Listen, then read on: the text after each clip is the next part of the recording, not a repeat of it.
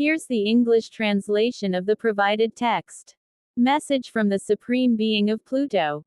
From an audio recording of a conversation on September 5, 1998, approximately 5 p.m. Head of Apachit 2000 Group, Kun Patarapal Jesadapiban, who, after this period, regularly saw UFOs hovering near his home in Bang Na Trad. Kun Patarapal, I heard from the Cow Kala group that humans should follow the path of virtue, meaning the path of Dhamma practice. And then you, from other planets, will help humans escape danger. Is that my correct understanding? Meaning, there's no need to fix worldly matters. Just diligently practice Dhamma, and you will have the opportunity to help according to each individual's accumulated merit. Wave from the Supreme Being of Pluto, I will inform you of my mission to help your human realm escape natural disasters, but only for those with accumulated merit.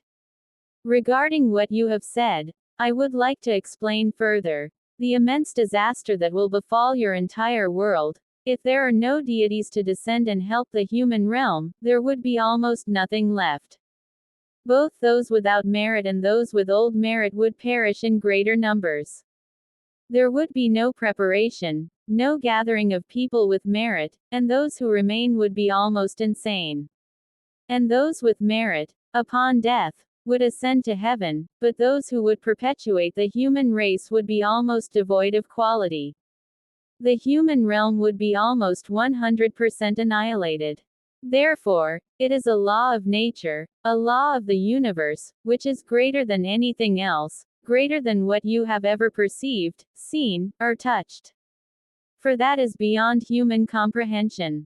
The law of the universe dictates that deities and beings from other universes must come together to help ensure that quality human beings are prepared, both physically and mentally, and that the Dhamma teachings are continued, nourishing their minds to endure. Thus, in this country, which is a country with the Dhamma teachings of Buddhism, a country protected by merit, all deities have cooperated, including those from other universes, including myself and other extraterrestrials from other universes. We convened and agreed upon this before you were born. I used my divine insight to select this place where you are sitting as a suitable location for deities to make their spiritual vows and descend from the heavens. Do you think that if they had not descended from the heavens, the former human realm could have preserved the valuable Dhamma taught by the Buddha? It's not possible. It must be preserved by those with accumulated merit from the heavens who have vowed and dedicated themselves to helping humanity, to perpetuate the human race. These are the ones who sacrificed so that the human realm could continue to exist. If the human realm does not continue to exist, there will be no opportunity for the heavenly and Brahma realms to descend and accumulate merit. There must be mutual assistance among these three realms. They are inextricably linked. Therefore, you who are sitting here, including the 100 families that were mentioned before, are all families from the heavenly realms. Families who have made spiritual vows, who have volunteered, who are aware of the project to help the human realm.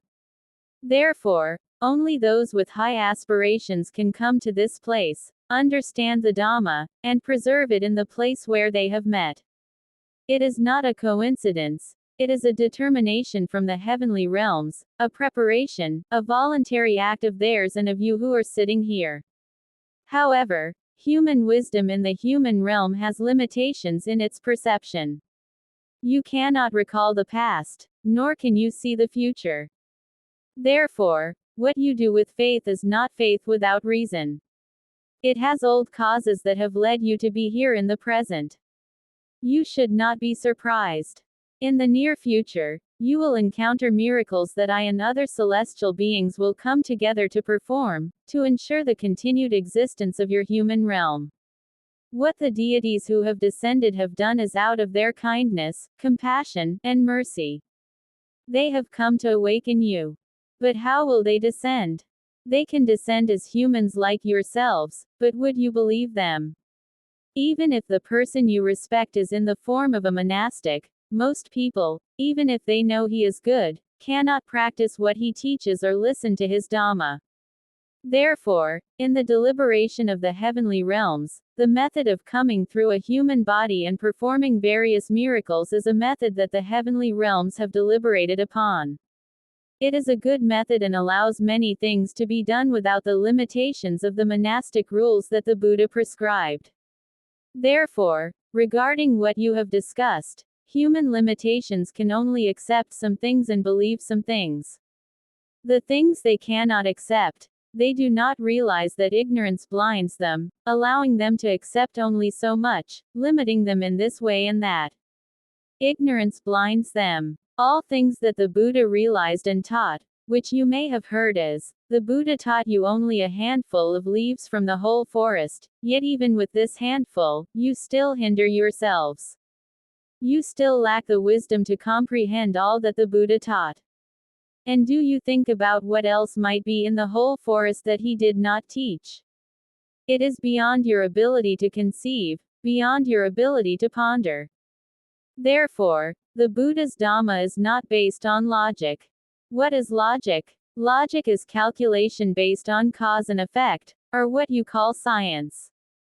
Applying it to his methods is still insufficient. Therefore, there are still many things beyond the scope of science, beyond the scope of human intuition, that you are yet to know, whether you believe them or not. But those things exist, have existed before, and will exist in the future. You will receive transmissions according to your wisdom and ability to perceive. I have said before that I will reveal technology, teach, and inform you according to your accumulated merit. It is not possible to teach or reveal everything. It's like trying to teach a small child doctoral level knowledge. You can teach them to death, and they still won't understand. Therefore, we teach the ABCs. In what you perceive, some people's minds can learn at a first or second grade level, while others can learn at a third or fourth grade level. We must teach according to their merit. Therefore, there must be a separation. Those with merit who can access the core of the Dhamma go to one group, and newcomers who are still on the periphery of extraterrestrial vehicles go to another group, so that they can achieve their desires without confusion. Therefore, what you think about disaster will certainly happen, and it will be greater than what you imagine. But at that time, you will only perceive what is happening to you. As for the other 70 to 80% of your world where disaster occurs, they will have to endure it, and your communication will cease. The desolation, the sorrow, the pity, you will only see and experience what is directly in front of you. You will have no opportunity to know what happens to the rest. They will have to face their karma. You may or may not believe it, but these things already exist, have existed before, and will exist in the future. You will receive transmissions according to your wisdom and ability to perceive. I have said before that I will reveal technology, teach, and inform you according to your accumulated merit. It is not possible to teach or reveal everything. It's like trying to teach a small child doctoral level knowledge. You can teach them to death, and they still won't understand. Therefore, we teach the ABCs. In what you perceive, some people's minds can learn at a first or second grade level, while others can learn at a third or fourth grade level. We must teach according to their merit. Therefore, there must be a separation. Those with merit who can access the core of the Dhamma go to one group, and newcomers who are still on the periphery of extraterrestrial vehicles go to another group, so that they can achieve their desires without confusion. Therefore, what you think about disaster will certainly happen, and it will be greater than what you imagine. But at that time, you will only perceive what is happening to you. As for the other 70 to 80% of your world where disaster occurs, they will have to endure it, and your communication will cease. The desolation, the sorrow, the pity, you will only see and experience what is directly in front of you. You will have no opportunity to know what happens to the rest. They will have to face their karma. I believe you understand what I have told you. The main focus here is on Dhamma, because Dhamma is the solution that will turn heavy into light. Science is merely a follower. It can reach 1,000 meters but only perceive a little over 10 meters, yet it thinks it knows a lot. Your science is backward. It cannot compare to the intuitive knowledge of the deities.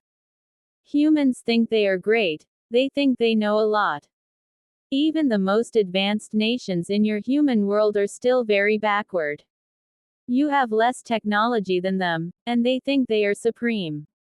You don't know that in their hearts, they intend to dominate the entire world.